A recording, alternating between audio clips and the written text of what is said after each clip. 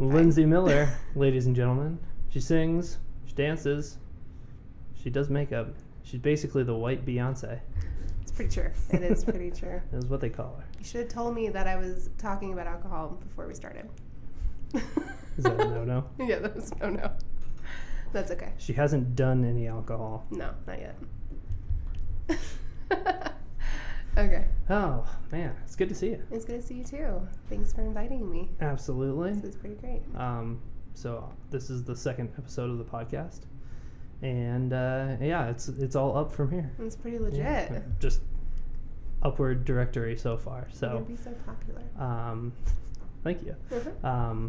Lindsay. Yes. You have a business. I do. And you have been on Netflix recently. I have. Yes, I'm officially. My name is in lights officially, I guess you would say. That's pretty awesome. Which is pretty sweet. How did that come about? Well, I mean, I guess I kind of just had an inspiration one day, and through some trials and stuff, I one day asked myself like what I really wanted to be.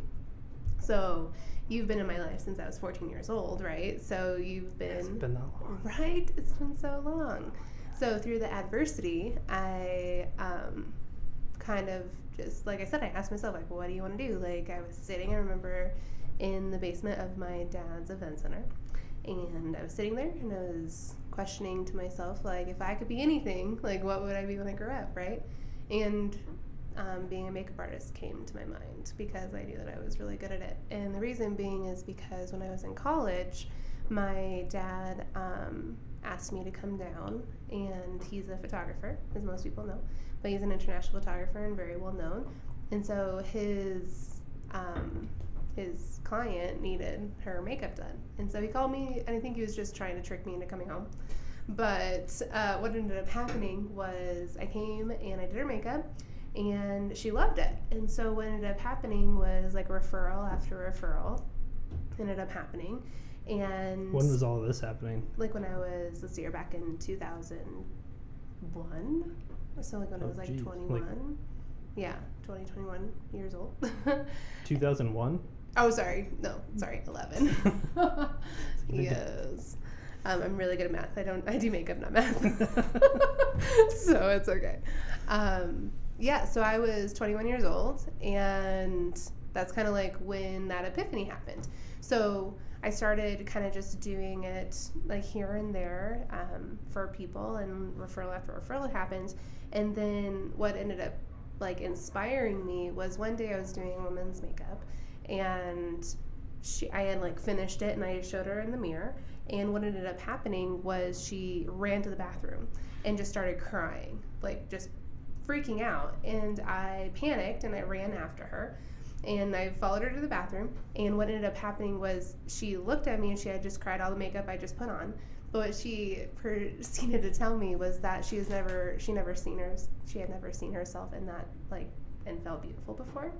And so it was a really impactful moment, because what I had done ended up not necessarily changing someone's appearance, but letting them see a different side of them. That was like the true beauty that came from the inside out. And that's what made me realize that it was a passion that I wanted to follow, was really affecting somebody's life in a positive way. And so that's what inspired me to continue. And let's see here, 5 years ago, so when I was, I guess a couple years after that, is when I decided to open up Belviso. And that is my company. Belviso means beautiful face. And the whole reason... Italian? Yeah, it's Italian, even though I'm not Italian. But the reason why I chose an Italian name was, one thing, I thought it was very beautiful. And then two, when I was in Italy, was one of my most favorite moments of my life. And so it was one of my impactful moments. And I felt like having an impactful moment with the impact of like what my company is trying to achieve is like why I named it that, which is kind of cool. That's awesome. Yeah, so I guess a lot of people, especially myself, have really struggled with the whole what do you want to do with your entire life. So it just kind of hits you? Kind of. I mean, like I said, but remember, I started my adult life very young. So when I had my daughter, when I was 19 years old, I was kicked in the butt, and and I was like, okay, so now what I'm doing, I had the epiphany that every single one of my decisions was getting built. Like it was, like every one of my decisions was a stepping stone to being the person that I want to be, right? And so all my decisions were super intentional in like what I was doing. And so, and I think that a lot of that is because like being a mom at, so young, that's what built that part of me to make it kind of stick. So you have 10 years of motherhood and caring that helped build those decisions that a lot of people our age don't already have. Exactly. And so, and I think when you are doing something right, it just automatically builds. That part of your life, and you're doing something intentional, it builds, and when it builds correctly, then that's what I think success truly comes from. And it's not just, you don't just trip and fall into it. It's all an intentional action. So I guess it's not really like, what do you want to be when you grow up? Because what I always asked myself was like, you've probably heard this, like, what's your why? Like, why do you do what you do? Like, what's the reason why you're sitting here interviewing me? Like, what's your why behind it? And when I asked myself, what's my why, is I want to impact people's lives. Like, I want to be the one that inspires and impacts. And then the avenue that I decided to do that was through changing the face of kind of, not necessarily the beauty industry, but like that's what I was most comfortable in, right? And so obviously, because I'm just but the beauty industry came naturally to me, and so that was the avenue that I chose. I think that the beauty industry unfortunately has hung their hat on people changing themselves, right? And kind of like either hiding or masking, like say CoverGirl, like the whole name, like CoverGirl, it's like masking like who you are. And for me, my intention behind my company is to change that whole thought process into expressing yourself, not hiding yourself. And so that's where the integrity from, the top of the company to the basis of the product ingredients that we use is based on integrity. So that's kind of where that whole thing lands. Cool. Yeah. But I don't know. I feel like I should be interviewing you. Why do you do what you do? I don't know if I could answer it nearly as eloquently as you just did. No, but we should do that. We should do a podcast where I interview you. Absolutely. Okay. You should start a podcast. Stay tuned. We're just starting them all over the place. I know. I love it. I love it. So, I know a lot of women your age when you were getting started are interested in doing beauty training, and they'll go get training and then they'll join a salon. Yeah. Did you think about that at all, or were you gung-ho about starting a business right away? So I am technically the 5th generation entrepreneur in my family from Colorado, which is super cool. My, whatever that would be, like great grandpa started, he actually had his own dairy store right off of 16th and Larimer, which is right down the street from my shop now, which is off of 17th and Stout. Oh, that's very cool. Yeah, and so it kind of came full circle. Is the building still there? Yeah, it is like the super neat. And so I think I've just come from a really long line of entrepreneurs, so it was something that I grew up in, and it's been in my blood for a really long time. I do think that it's important for people to get industry, training and experience. For me, I have worked at other, places and got actual like industry experience at the same time as I was doing my business. So when it came to makeup, I was very, I guess, naturally good at it, but it's probably because I've been doing it since I was 13, right? So when I decided to start doing it professionally, it was, I've already had experience in it. But for the other services that like came on afterwards, after I was licensed and everything like that, that all came from experience from within my me getting educated under other professionals. So I think that for somebody who like went spend a lot of money on their education, it's very important for them to jump into like an internship or like professional training before they just go and start their own business. Because it's not, one thing is not as easy as it looks. And second, you learn, I think what I did, I learned by fire. When if you go the other route, you don't necessarily have to reinvent the wheel as much. So Gotcha. that kind of makes sense. Do you know what your other grandpas did?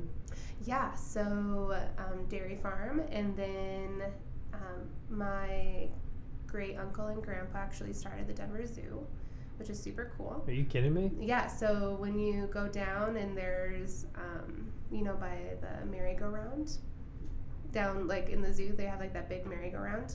And there's the, it's called the Borchardt. I go right to the turtles. Oh, the turtles. Yeah. Okay, so if you like enter, you go to the right, not the left. But you go down and they actually have an exhibit that is dedicated to my family, and it's under the Borchardt name, which is my line on my dad's side.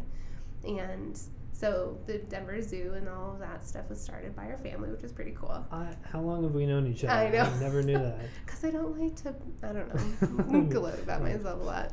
Lindsay like you're Miller asking me to Zoo talk about fame. myself. It's kind of funny. Yeah, so then they did that. And You're the then, heiress to a zoo. Yeah. And then let's see here. And then my great-great-grandfather, Louis Borchardt, ended up owning his own movie theater and farm up in Nucla, Colorado. And so that's what he did. And then That's an interesting combination. Right. So he owned the movie theater in the town, but then he also like ran cattle and up on the Lone Cone Mountain. And so that's where I think the heart of Colorado comes in me, which is pretty cool. And then his daughter, which is my grandma, Becky, she has built up multiple insurance agencies, which you've met her personally. She's a pretty neat lady. She is. She has been a Denver Bronco ticket holder since the inception, which correct? Is the main, over 30 years. Yeah, her main attribute. Like she actually has rights. Yes. Yes, exactly. You can't buy those. No, exactly. And so she herself has built up multiple insurance agencies and sold them off. And she was one that truly started from nothing. Like she started, in a trailer park and then ended up, in a, kind of rags to riches story, which is super inspirational, which for me was good and bad because my situation was never, it could never be my excuse. You know what I mean? It was always like, you are the person that's in charge of your destiny. You can create whatever you want to create of yourself, and really instilled like the American dream like into my soul. You know what I mean? So I have no excuse but to be successful. Yeah. Well, that's awesome that your family's been able to keep that ball rolling, because I feel like so many people these days are successful and then their kids are just little shits. Right? Exactly. So how many kids have you ran into recently that you're like, you come from money? Yeah. I can tell. Yeah, a couple of them. And then I told you about my dad, and so he's a photographer and then also owns a staple of the Arvada area. Yeah, Ralston's Crossing Event Center, Randall Miller, and then me. Little plug. So it's kind of, I know, right? Little plug in there for my dad. And then you have a sixth generation of entrepreneur. Yes. Little Emma my is beautiful daughter Emily. She is selling. Is she still selling magnets? Yeah, magnets. Did she make it to Spy Camp? She almost made it to Spy Camp. She is so cute. She's selling them for $1, and you made her whole day. So Ben, little just side note, his beautiful heart, I posted on Facebook and was like, anybody come down to support my daughter? She's at the shop, and he took some time out of his day and come and bought. What did you hand her? $15? $20? $20. $20. And you like took 2, and she was like, he doesn't want change. And she's so analytical that it like really threw her off. She was like, wait, I'm confused. You don't want something for this money. So, but she's such a beautiful heart too. Well, that was all Sarah's idea. I don't get to take credit for all that. There you go. I had to drop her off at work, and she's like, take this $20. Yes. That's why I love her. I would have gone and bought beer or something. I love it. So, well, I'll be interested to see the type of woman that Emily becomes, because she has so many different influences in her life. Tradition to live up to. She did decorate my shop. Did I tell you that? No. And since I was there like a month ago? No, she like picked out the tile and the like side like wooding and like. Oh, really? And our build out, like she legitimately like picked out. Well, she's got a nice her eye. Build out. I know. So, I mean, of course I gave her options, but like, which one do you like? Black. I think it should all be black. Yes, exactly. But yeah, so that's my family story.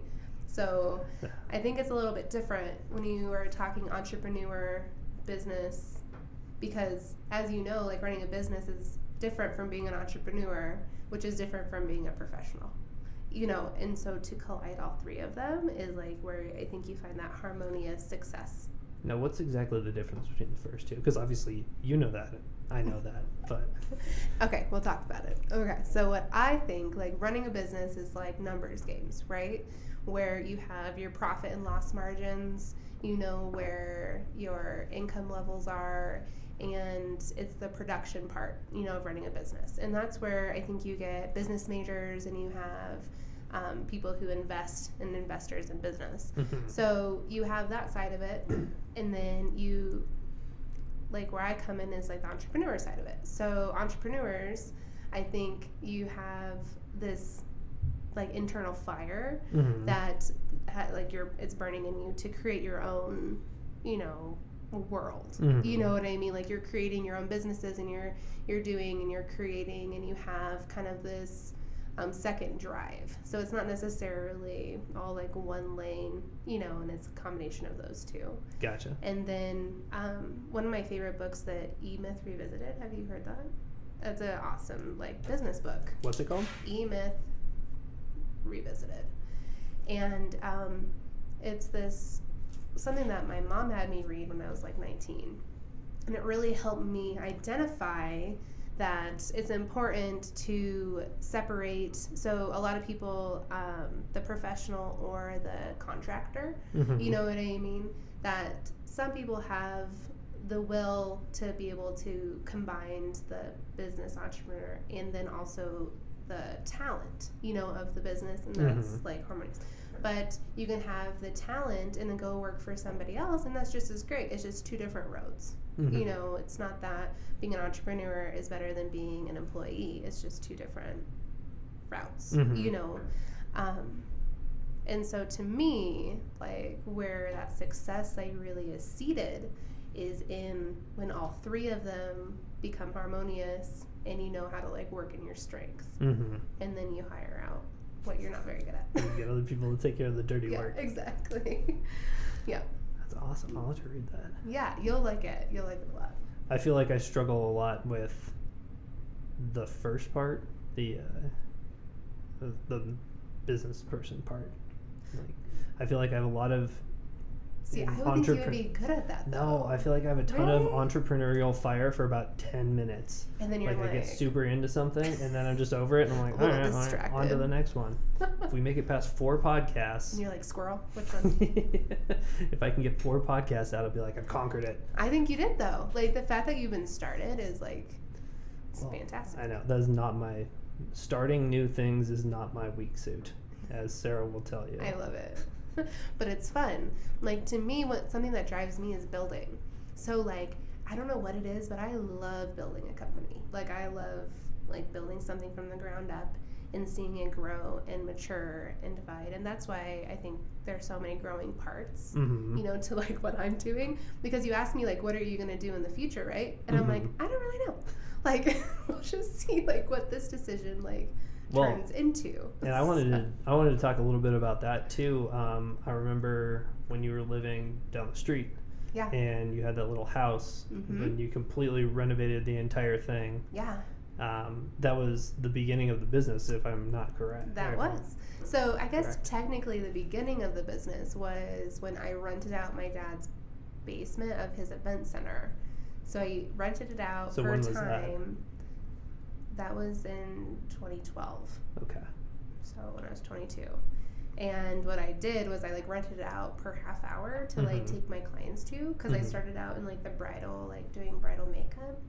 And that was before the laws changed where then you needed a aesthetics license I believe like you could do it kind of freelance for fun, but if like you're doing it seriously, like and getting paid for it, then you needed your aesthetics license, right? Like and the way you need a license to cut hair or anything like that. Yeah. And so that's why I decided, I guess that would have been 2011 because I got my license in 2012. And that's why I decided to move forward and go get licensed. But when I got licensed, it was kind of interesting because right out of like graduating, my school hired me as their makeup teacher.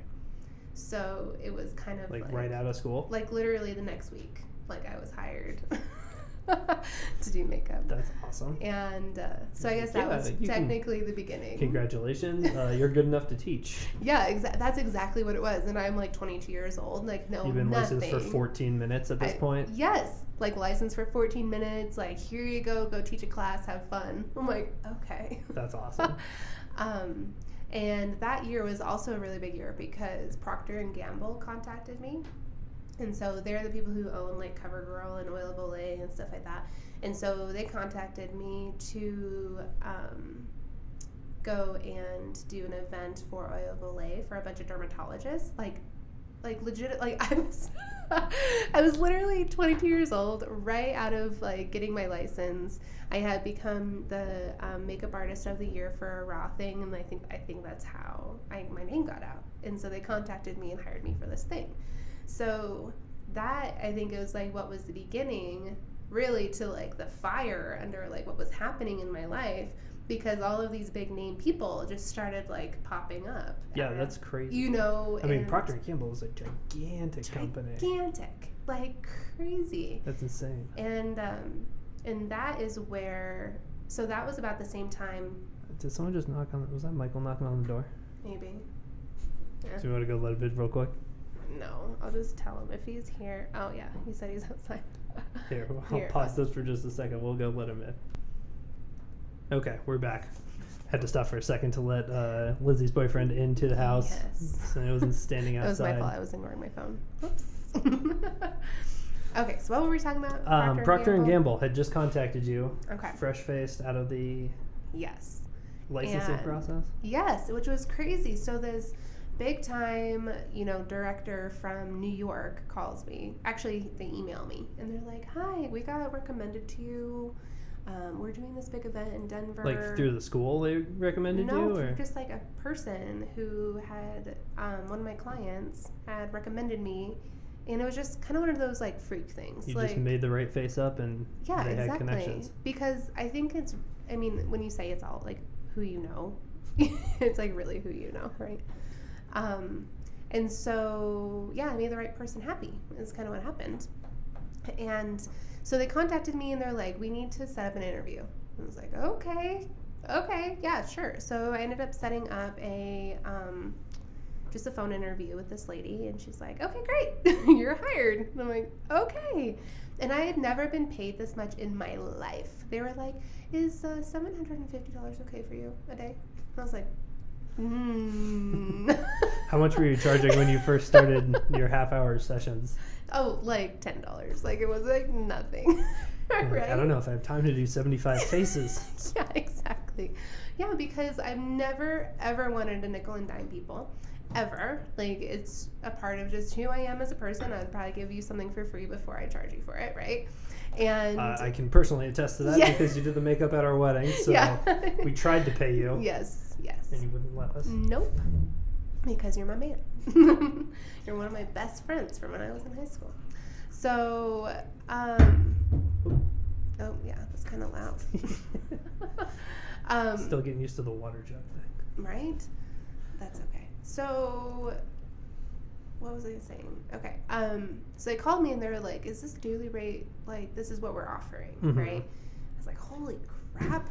Like, I need to pay attention to this, right? Like, this is what they're just, like, offering. And, of course, I didn't really realize what I was getting myself into because it was legitimately, like, a 6 a.m. to, like, 9 p.m. situation. So I understand why the daily rate was so high, if that makes sense. And we were pretty much there to impress, like, dermatologists and, like, let them come over to our side and, like, pretty much sell their products. Okay. And so that's why I think it was such a high, price or whatever, like, that they were offering because they were, it was really important to them.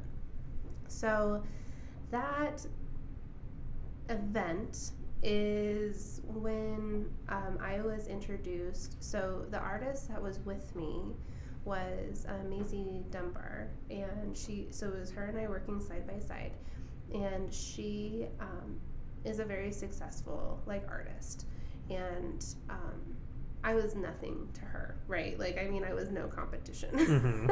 Like, I'm like fresh out of school, like 22 years old, and she's a very established like beauty owner. Mm-hmm. And In Colorado? No, I want to say like back east. I don't remember exactly what city it was, but Okay. back east. And she has done a lot of events for like Victoria's Secret models recently, and like doing like, she's just a very big time artist. Mm-hmm. And I didn't even know who she was, right? So I was like, oh, you know what, I'm Lindsay, and and just trying to be kind and courteous like I usually try to be. Mm-hmm. And I ended up commenting on her lipstick. I don't even remember if I really liked the lipstick. I was just trying to be nice, right? And so, because I was just trying to warm up, and like get to talk. So I commented on her, and then she goes, oh, thank you, it's mine. And I go, it's yours? Like, that just blew my mind that somebody could like own their own like, cosmetic label. Their name was on the lipstick. Yeah, like that was like hers, right? It's like, oh, and then my mind just started rolling, right? It was like, and after that is when her and I became like friends.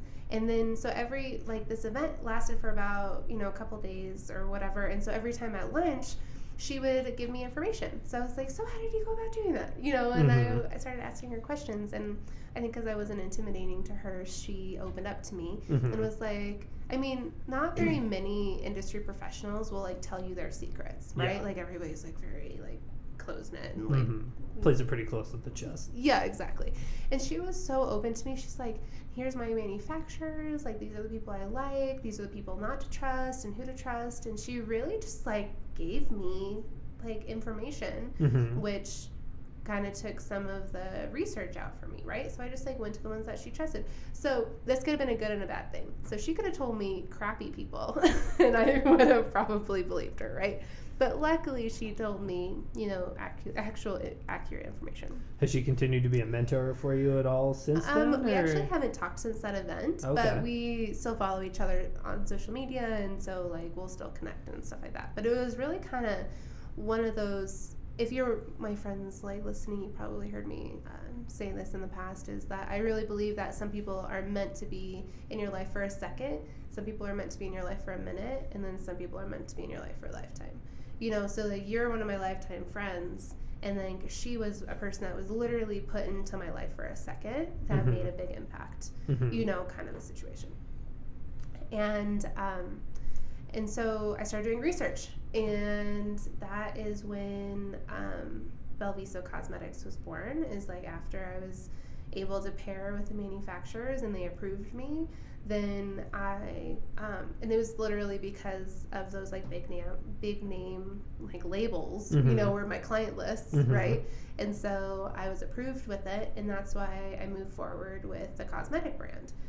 So I went to them and I was like, okay, so I went to school, right? And I remember, so then that's when I learned about the integrity of ingredients and like what is actually important to put on the skin and what not to put on the skin, and what everything meant. So I went to the manufacturers and I was like, I need something that's paraben free, non-communogenic, so it doesn't clog your pores, hypoallergenic, allergy tested, la la la la. I just kind of like blurted out. And then, by the way, it has to stay on all day.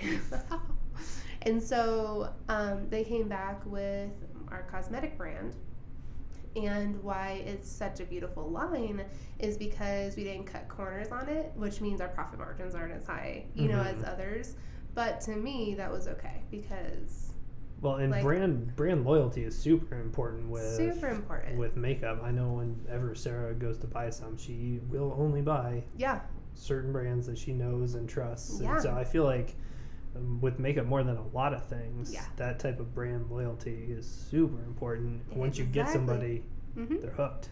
Exactly. And then what I was like, well, what would make us stand out? You know what I mean? Like what would it be? And then to me it was having a personal makeup artist like actually in your back pocket would stand out to me. You know what I mean? So you're not just like eeny meeny miny mo.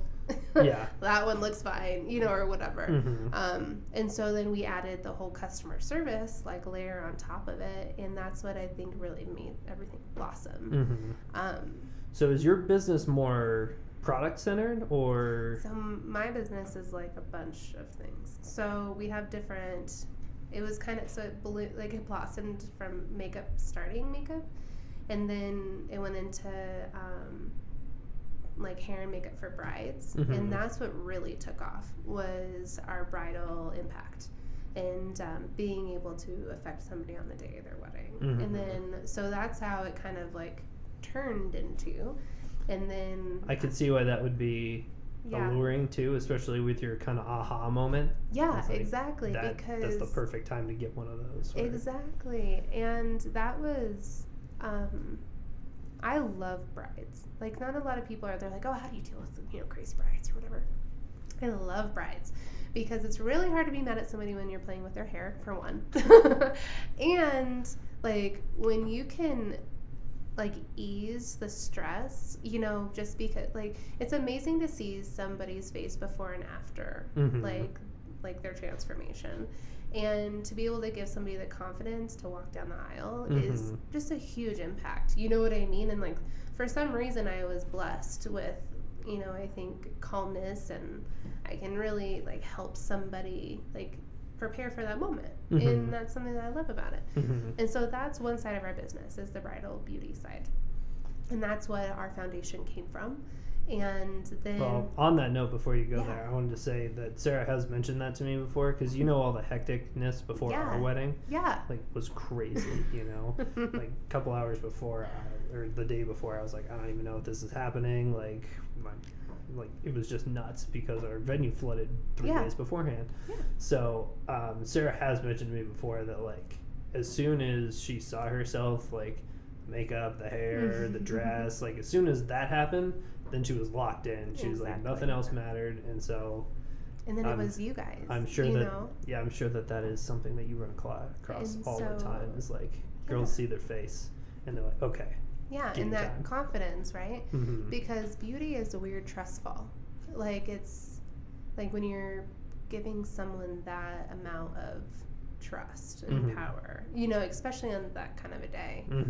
I mean, if I was, you know what I mean? If I was bad at what I did, then that would be like, I feel like you only need to screw that up one time and your business is tanked. Exactly. So, So that's one side of my business. So we have the bridal beauty services, and then we have the cosmetic lines. So we have cosmetic and skincare right now. And then I have my personal stylist artistry. Like me as a person is like also like one angle. And then we are launching a 4th, I guess, extension, which we'll have to do another podcast once it it's develops. Still on the hush hush. Yes. Keep the people wanting more. Exactly. But that will essentially be like a line that's getting developed for professionals. And so it'll be like the 4th end of it. So what I kind of did is I attacked, you know, my industry from all sides.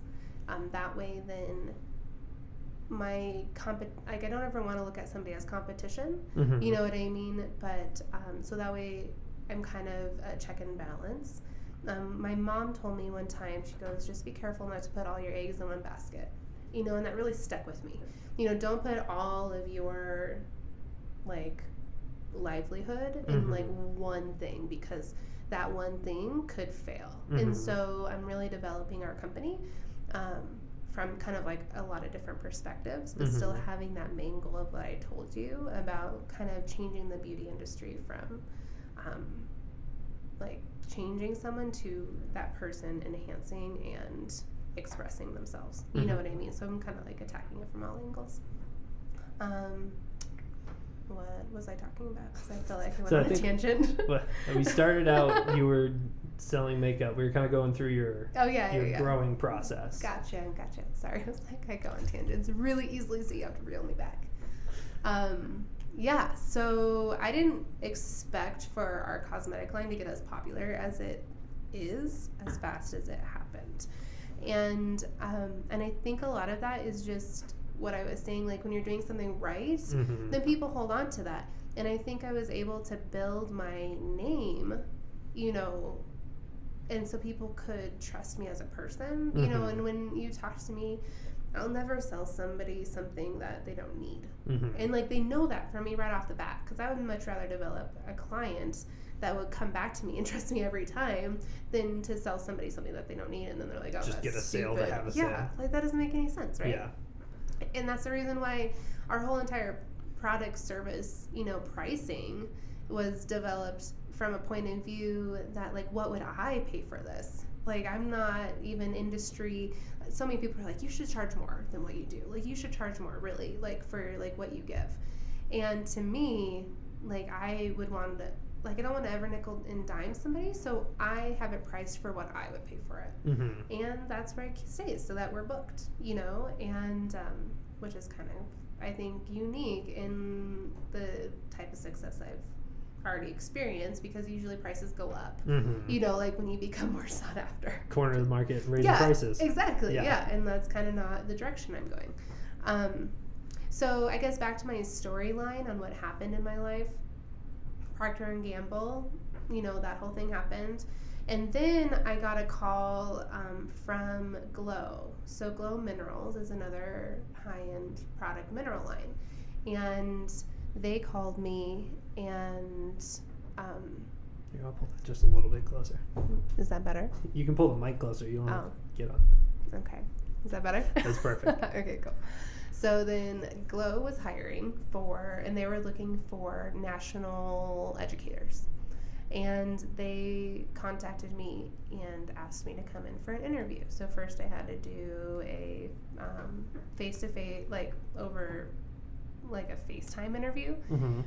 And then I came in and I didn't even realize what I was trying out for. Like literally I thought I was just like trying out for a job. Like it wasn't even, you know, I mean like a one-time job, not like an ongoing position with this company.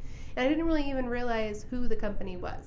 And little did I realize it was the type of company, like it was, you know, a nationally recognized brand, you know, that is everywhere.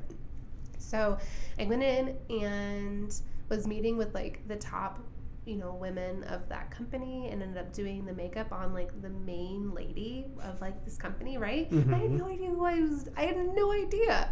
And I was just kind of playing it off like fake it till you make it, you know, kind of situation. And so you didn't know while you were doing her makeup that she was like the CEO of the company? Like who she was. Like she was one of the main 4 like founders of this company, which is so cool, right? It's probably better that you didn't know that. Yeah, probably better. And I remember in the interview, she was like, well, we're looking for people.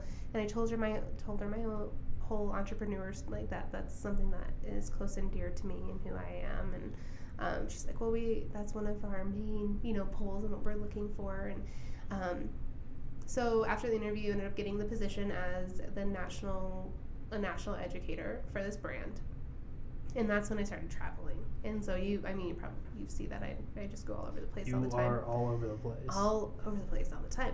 And which was so cool because I've never had that experience, you know, like to go. Well, and the kind of places people want you to go do makeup are the kind of places they want to take pictures of. So they're sending you to cool places. Super cool places. Like Spider. Yeah. Sent you to somewhere cool. Yeah, I just got back from Iceland. Which is so fun. Somewhere very cool. And so I started getting up in front of big groups of people, and I think I was, let's see here, it's 2018. So it must have been like 2013, 14 is when I got that position as a national educator. And they started sending me around. And I started getting up in front of people, and I started teaching. And I wasn't just teaching like clients anymore, I was teaching professionals, you know, and like really getting into how to not only like raise sales, you know, in a company, but how to do it like soft sale, like eloquently, like letting them like trust you. And I was able to put my own ideals like into people's like actions, you know, and how to create a company and like a successful business based off of makeup, which is so cool to me that you can impact like an industry in that aspect, like through positivity. So, so I still currently do that, and I travel all over and do that. And then shortly after that is when Spider contacted me. And so now I do the hair and the makeup and the styling. So what that means is like clothing styling for their photo shoots for Spider, which is an active brand that specializes in ski and snowboarding apparel and active wear. That's so cool. Active wear.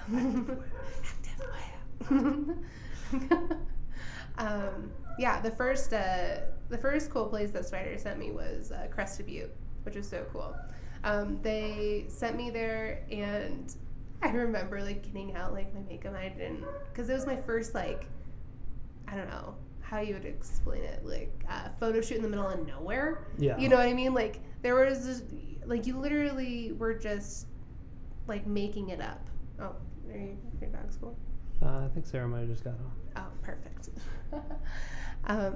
And so I remember I got out of the car, and they have a what's it called? Like a contract with Audi. And so all these like Audi cars like show up, right? I'm like, oh my God, this is the real deal. Like Spider and Audi, and like this is so cool. And then they're like, okay, let's get on these 4-wheelers. And like they just like threw me on the back of some 4-wheelers. And we're like, okay, we're just gonna go to the top of this mountain in Crested Butte and like go do some super cool things. And then the next day they took me to the top of like the highest mountain in Crested Butte, which is like a 14, like higher than a 14er. And I remember trying to keep up with these people, and I'm just like hiking like my best. And that's when I started meeting some really cool people. So my clientele list started just expanding rapidly. So I mean, professional athletes and triathlonists and high-end like models that were just like filtering into my client list. It was really neat and cool. And so yeah, that's kind of like where the beginning happened.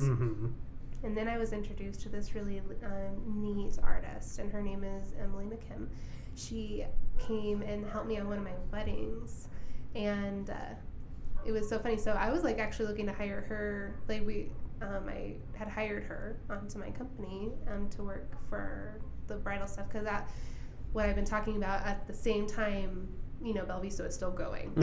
Like even though I'm doing all this other stuff, like Belviso is still running. And she came in, and then it turns out that she had some really great connections, and she was able to connect me with MSNBC.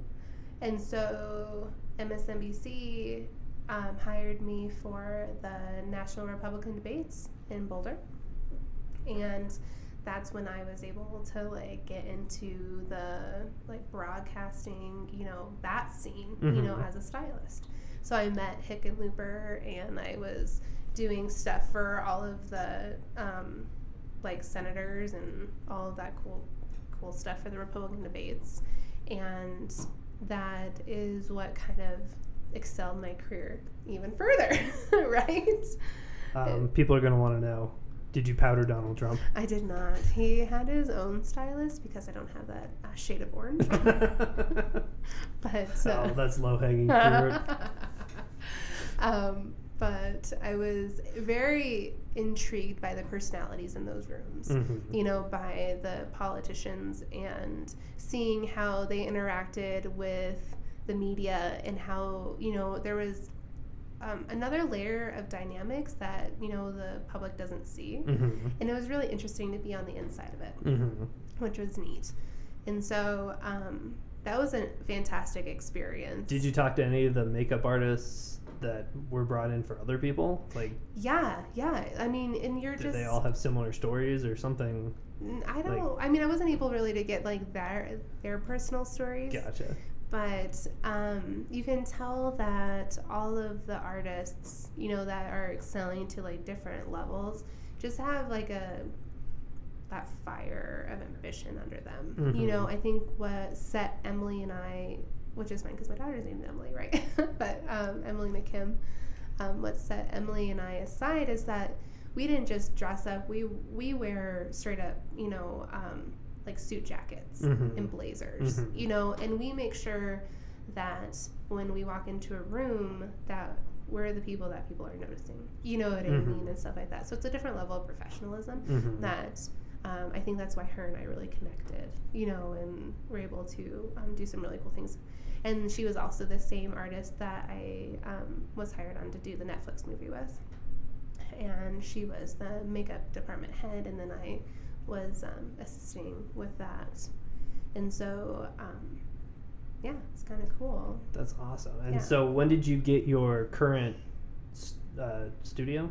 That happened a year ago, I guess over a year ago. So in the beginning, January of 2017 is when my second studio was built on 17th and Stout in downtown Denver, which was kind of my way of establishing, you know, my brick and mortar in a high demographic area, you know. And I mean, that's a prime location down there. Yes. Like, that's the big time. I know when you told me you were getting a studio, like, can someone come help? Which Ben like, did help me, by the way. He helped me a lot. I don't know. If I did that much, I kind of just slipped and fell on my ass. No, are you kidding? You're actually one of like 3 of my friends who actually showed up. So I was like really, I mean, the whole time of the whole build out, which is, it's a big deal. But when I make my decisions, so back to the beginning of our podcast, when I was talking about each one of my decisions is intentional, and because I think that each of, like, it's your building blocks, right? Like, so your foundation needs to be built like on something. And something that has worked for me, which is not necessarily, I think, a good thing, is that my intentional decisions are usually, they are risky. You know what I mean? Like, what I'm doing is impactful to me. So I remember looking at my options, and I knew that I wanted to move from the house that you're talking about in Arvada. So my first studio, and I was like, okay, I need to get out. I'm already growing out of this. I need something that's a little bit more, I had already built my name. You know what I mean? I'd already created an image for myself, and I need something that matched my image. And so when I was looking around to, you know, what that would be, like, I decided to just go big. Just go big. Yeah. You absolutely did. I did. And I just went for it. And, you know, I used to be a big fish in a small pond. And then I was like, well, shit, I'm just going to be a small fish in a big pond, you know? And then, you know, I'll just work my way up to the top. And I think those moves, but, like, it wasn't just a risky move. Like, it was very calculated. Like, I made sure that I did all my demographic research and made sure that, you know, my target market was where I needed it to be and what everything, you know what I mean? So that's where the business part of it came in, is like doing your diligence and making sure that you have a calculated decision, and then pairing it with everything else is kind of where that came in. Gotcha. And so now our company, we have 12 girls that work for us, and then a couple girls in the studio. So we have 4 in the studio now, that are more part to full time, and then we do, which is kind of cool. So putting myself in downtown, it like made us, it did make us more of a target, but it also made our name bigger. And now everybody drives past it and recognizes, you know, who it is, which is really neat. I did want to talk too a little bit about your employees. So you have about 20 employees on the books then. Oh, yeah. So, well, it's not employees necessarily. I only have 5 employees. Okay. Everybody else is technically a contractor. Gotcha. So in my industry, even though they work more like full-time employees, you know, especially seasonally, because they also can go and do it for other people, they're technically contractors. Gotcha. If that makes sense. Do they rent space then? No. No, they get either paid hourly or commission. Okay. And that's up to them if they want. And then there's a couple of them who get like a mix of both. So it just kind of situational and like what they're actually doing for us. We do have a kind of a ranking. So depending on how long they've been with me, and they get like seniority, you know, over like what they get and what type of situations. So Gotcha. yeah, only the girls who have been been around with me the longest get the big cool jobs. Gotcha. Yeah. How do you kind of affect the company culture, and like steer it into a way? Does it just kind of happen naturally by hiring well, or do you have to manage that part too? That's been one of my biggest struggles, is trying to figure out how people are really good at first impressions. You know what I mean? And I find the interview process is really hard to judge a person correctly. Mm-hmm. And I think is something that is a learned trait. You know, for me, as not only I wear a lot of hats, so I'm not only the owner, but I'm the manager, and I'm the technician, and I'm the cleaner, and I'm the accountant, and I'm the I have a lot of hats.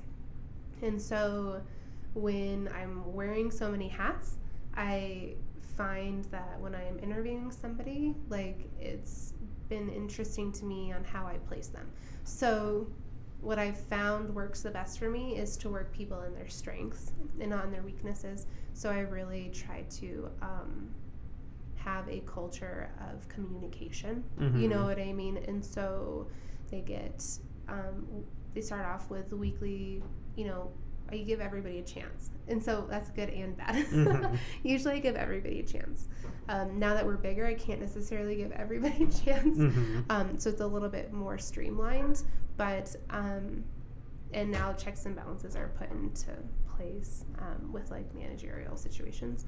But everybody has their place in our company. Mm-hmm. And so but what their intention is and where I put them is usually, like I said, in their strengths. As for our culture, I think it's just stabilizes with integrity. So I don't like to babysit, and I don't necessarily do that. And so the women who are in my company, usually I find or I see somewhat of myself in them, because I truly want women of excellence in the company. Mm-hmm. And so what that, stems and comes around to is each person that is hired into our company is an expert in their field. So because we offer so much now, so we offer hair, makeup, eyelash extensions, makeovers, we do skincare, spray tanning, waxing, Mm-hmm. so it's the boutiques are really meant to revolve around getting ready for an event. You know what I mean? So we're a beauty boutique that can literally offer you an excellent service under pretty much any category, of the beauty world, right? Mm-hmm. Well, what I first ran into as an issue was that you can't have a jack of all trades. You know what I mean? So I had to hire women who had expertise, had their expertise in certain situations, in certain services and what they spent their time on. And so when you come to our company, that they've been screened by me, right, to make sure that you're only getting the best of the best. Mm-hmm. And that when you come in, that whatever service you're getting is getting done by the best person you have to do the service. Exactly. So that's kind of where I think the integrity comes from. We don't just hire girls out of school. They have to have, experience. Mm-hmm. And they also have to go through, our training programs, mm-hmm. and then our internships, and then they come on as our stylists and our artists. Mm-hmm. So that's awesome. That's gotta have a lot of pride for the girls that work there too. I hope so. Just a lot knowing of people, that you are the person, you're the point person for whatever the service is. Exactly. It's very cool to know that you're just you're not a cog. No. And to the point where exactly you got other people that can do your thing. If you don't show up, then other people will fill in for you. Yeah. You'd think that would also instill a lot of responsibility in somebody. So it does, and it also instills a lot of pride, I think, too. The women who work for me know that they were handpicked. Mm-hmm. And I think that's, we get a lot of people who ask to be part of our company. Mm-hmm. And I get, I'm contacted constantly, and we only have 12. You mm-hmm. know what I mean? Girls that we really use. Mm-hmm. And of course we have our list of contractors. So yeah, we do have more like 20, but the girls that I trust and instill, that every girl who I have on my company, I essentially want them to be able to take my place. So whenever I'm talking to somebody, like, I want my girls to be better than I am. Mm-hmm. So I know if I can't fill this space with this bride or this client, that the person that I'm putting in place of me is better than me. And I think that is a part of why we are successful, is because I am not going to say that I'm the best of our company. Like, that's not, it's a whole thing. Like, the weakest person is, like, you're only as good as your weakest person kind of thing. Mm-hmm. And as long as maybe I'm my weakest person, then we're pretty good, right? We're doing pretty well. If you're the weakest person, then you guys are doing very well, because I've seen your work. Thank you. That's pretty good. Yeah. So where are you going from here? What's the next steps? So we are launching our second brand, Mm-hmm. which is super cool. And it's a brand for professionals, Mm-hmm. built by professionals, which is pretty sweet. We're still working on all the logistics, so that's why I'm not name dropping right now. Mm-hmm. So that's happening. And I'm trying to really stay with our mission statement Mm-hmm. on affecting, change and giving the beauty industry kind of a new spin on it. And in doing that, like, what would really just make my heart sing is coming up with, the next 5 years or whatever, where it would be, whether it's a nonprofit or another, side company that's really instilling, like, excellence into people in general. Mm-hmm. And so building, like, internal and external beauty and, like, putting it as a whole and taking a new spin on kind of like inspiration with internal and external beauty. And so I'm not quite sure how that's coming, but I know that my why is to instill change and affect people in a positive way. And so I hope that the company that I've created now, it will withstand that, and in the future, the other companies that will come from it will always kind of go back into that mission statement because that's where my heart lies. Gotcha. So I'm kind of thinking of new and exciting things where that's, not necessarily like we're actually talking with a couple other people, but doing, so like I said, like the beauty thing internally, externally, then inspirationally. So affecting with like life coaches and kind of taking it from a whole perspective, Mm-hmm. and then mixing it with how people are perceived. So taking that concept and then blending it into something different to create more of like a movement, and it'll all base from, our original beauty standard. So I don't know, we'll see where it all goes. I have big dreams and big hopes. I'm sure that they will come to fruition. Right. You are It'll very come together. passionate. You've been very successful up to Yeah. this point. There's no reason to think that you will stop anytime soon. I just think that there's something to be unlocked, and I'm still like trying to figure out what exactly needs to be unlocked Mm-hmm. to really affect change, because I think a lot of things right now are so superficial, right? Like in our day and age, in our society, so many things that become superficial, Mm-hmm. and I'm like, there's something that has to be like deeper. Mm-hmm. So that's kind of where I'm kind of searching for. But we'll see. Well, I'm excited to see what you find. Yeah. We should probably wrap this thing up. It's about taco time. Yeah, We're I love eating tacos. for dinner. Ben's friends. Come visit Lindsay's studio. It's Beauty by Belviso. Just What's technically, beautybybelviso.com. And it's Belviso, which means beautiful face, off of 17th and Stout. And Awesome. and keep listening to Ben's friends. Ben's friends. Ben's friends. All right, thanks for tuning in, guys. Bye. Bye.